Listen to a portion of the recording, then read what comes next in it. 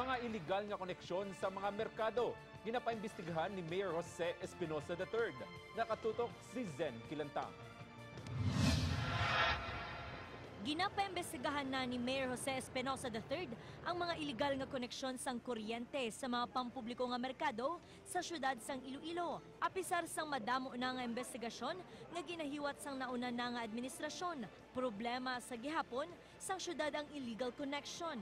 Balaydan sa kuryente sa mga markets. Isa gina no kay sa iban mga air conditions nila kag mga kwan.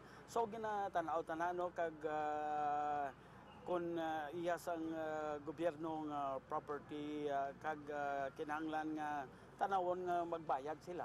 Suno kay Vice Mayor Jeffrey Ganzon, isa sa ginalantaw sini nga sabat amo ang pagpahamtang sang solar power kag pagdugang man sa mga pulis sa palibot sa mga merkado. Solusyon na daguro ko sila kung gastusan gyud nila butang nila solar para hindi na tasagad palibog da kay ang tao ya kung gaam mo ya opportunity donature na isang tao kaya hindi niya tanan nga doon na transform mo. A crime could be committed if there is an opportunity. Hindi mo pagdagaan sa. Hindi naman mahimo sang city government ang pagtap na sang illegal nga koneksyon kung wala sang kooperasyon sa mga vendors kag manugbakal sa mga merkado. Wala na ng ating mga vendors mismo sila cooperate. Mayara man sila social responsibility.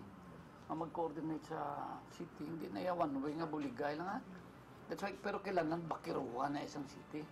Matandaan nga isa ka job hire employee sang City Hall ang una na nga nadakpan niya nagaangot sang illegal connections sa merkado sa linya sang kuryente sang syudad sang Iloilo.